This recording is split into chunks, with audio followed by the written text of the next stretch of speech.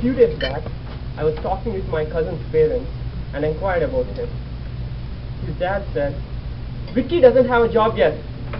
All he does is go to the gym and sit around with his friends. He doesn't work anymore. I don't think he's good for anything worthwhile.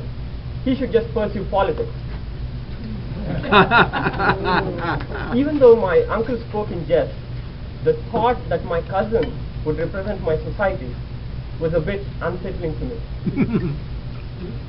India held its elections recently, and while there were several positive outcomes, one particular statistic rattled me.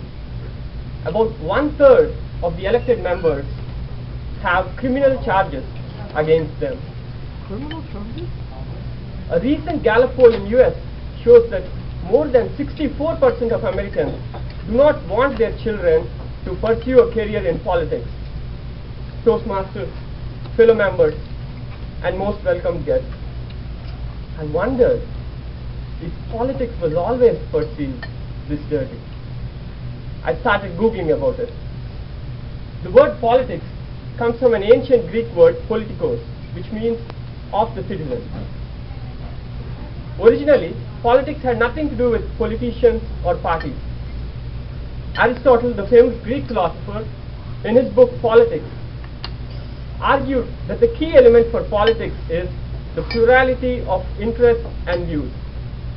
It is a means for ordinary citizens to negotiate with each other on their conflicting interests. In that sense, politics is everywhere and involves everyone. Let me call upon two guests to share with you their stories so that you can see the importance of politics in life. First, I invite you, Rinku Singh. I am Rinku Singh, left-handed baseball pitcher with Pittsburgh Pirates. I am the first Indian to play Major League Baseball. Not the Indian from Dances with Wolves, but the Indian from Indiana Jones. I grew up in a small town in northern India. My father was a truck driver.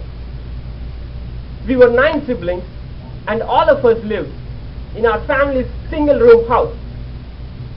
So how did I end up with the Pirates?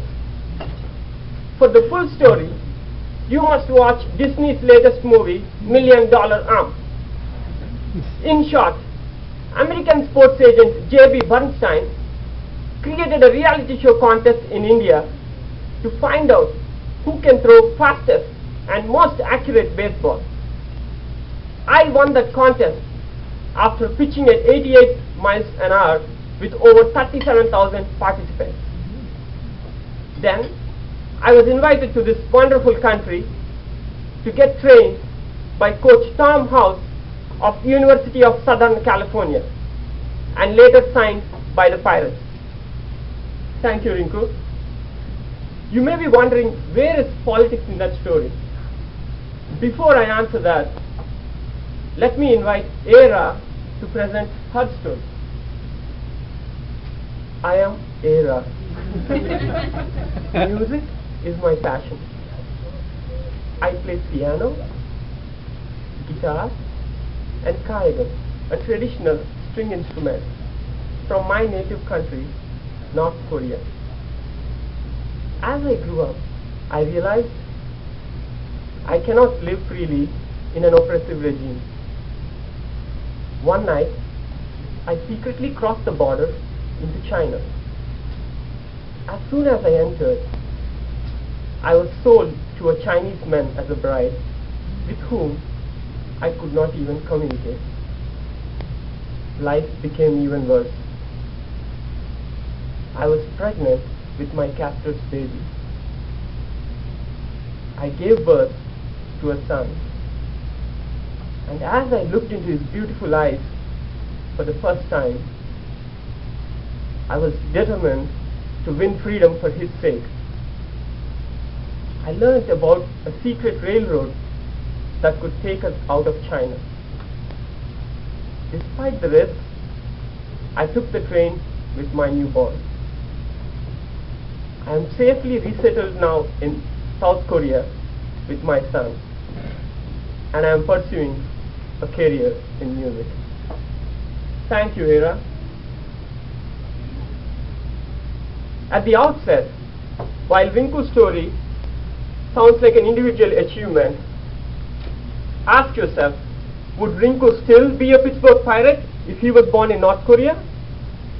Imagine the adversities Hera faced to pursue her freedom, something we are all blessed with and take it for granted. While I agree that an individual's commitment and passion are necessary for his success, my claim is that they alone are not sufficient. The society needs to provide a platform to nurture such growth. India, US are examples of open societies, but these did not occur naturally. A lot of blood and sweat went into their creation and continues to go on for their upkeep. I understand that these societies are far from being perfect. Politics is cynical in nature and evokes visceral emotions.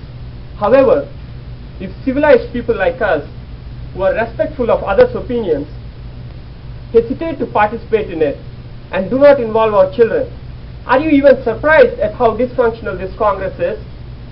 Remember, as you sow, so you reap. Politicians were not planted by aliens, we elected them. Dear Toastmasters, next time, when a particular news stirs you, do not shrug it off. Engage with your co-citizens on the issue. You may even speak about it here. Let us live to preserve what our founding fathers so cheerfully died for. Mr. Toastmaster.